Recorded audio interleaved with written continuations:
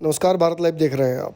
महागठबंधन की तरफ से जदयू कुढ़नी चुनाव में अपने प्रत्याशी को उतार चुकी है। कुशवाहा समाज के इस प्रत्याशी के लिए जमकर कैंपिंग की जा रही है। हालांकि इस चुनाव में कहीं ना कहीं राजद अपनी पूरी ताकत लगाने से ऐतराज़ कर रही है।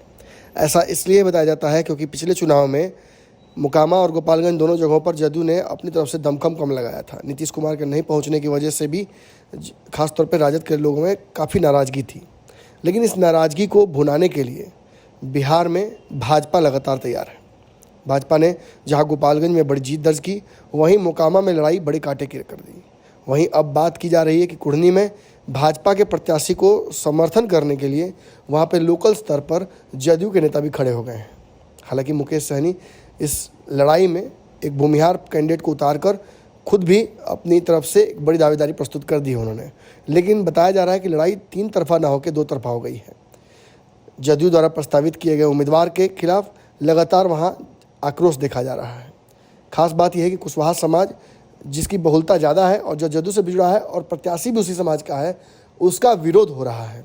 एक बड़ी बात यह रही कि चुनाव से कुछ दिनों पहले ही पृथ्वी माली की पार्टी, जो कि कुशवाहा समाज से ही आते हैं, लौकुश के समीकरण में ही शामिल है, उन्होंने अपनी पार्टी का पूरी तरीके से समर्थन भाजपा को दे दिया। यहाँ तक कि प्रत्याशी उतारने की तैयारियों को भी उन्होंने रोक दिया और पटना में प्रेस कॉन्फ्रेंस करके पृथ्वी माली ने ये स्पष्ट कर दिया कि वो केदार गुप्ता को वहाँ से मजबूत करने के लिए तैयार है। आप तस्वीर देख सकते हैं अपनी स्क्रीन पर किस तरीके से पृथ्वी माली ने लोगों से आग्रह किया कुढ़नी के। उनके लोग लगातार कार्यकर्ता जनसंपर्क कर रहे हैं और भाजपा के पक्ष में वोट भी मांग रहे हैं। संजय जायसवाल के बाद केदार गुप्ता ने भी ये बात कही कि पृथ्वी माली के आने से, समर्थन करने से जो कुशवाहा समाज है वो पूरी तरीके से एक तरफा हो जाता है। खास बात यह है कि पृथ्वी माली से जब मेरी बात हुई तो उन्होंने ये कहा कि सबसे ज़्यादा नाराज़गी उनको इस बात से है कि महागठबंधन की तरफ से उपेंद्र कुशवाहा की अनदेखी की जा रही है। उपेंद्र कुशवाहा का अपने पार्टी में जिस तरीके से नीतीश कुमार ने विलय कराया और उनकी पार्टी को मर्ज कराने के बाद ये लगा कि उनके साथ ईमानदारी से वो काम करेंगे, लेकिन जिस तरीके से उपेंद्र कुशवाहा का विरोध कराया जा रहा है, खास तौर पे पार्टी के अंदर ही विरोध कराया जा रहा है, इससे पूरा कुशवाहा समाज जो है वो नाराज़ है और इस नाराज़गी का जो फ़ायदा है वो पूरी तरीके से भाजपा को मिलेगा। पृथ्वी माली ने यह भी कहा कि अब हम भाजपा के गठबंधन में हैं और ऐसी स्थिति में खुद उपेंद्र कुशवाहा को भी ये बात अब सोचने की आवश्यकता है कि क्या अपने समाज के इज्जत को, प्रतिष्ठा को इस तरीके से नीतीश कुमार के सामने गिरवी रखना है। अगर नीतीश कुमार के सामने वो हथियार डाल चुके हैं तो हम लड़ाई करने के लिए तैयार हैं। पूरे लौकुश समाज की तरफ से मैं नीतीश कुमार से भी दो हाथ करने के लिए तैयार हूँ और ललन सिंह से भी फरियाने के लिए तैयार हूँ।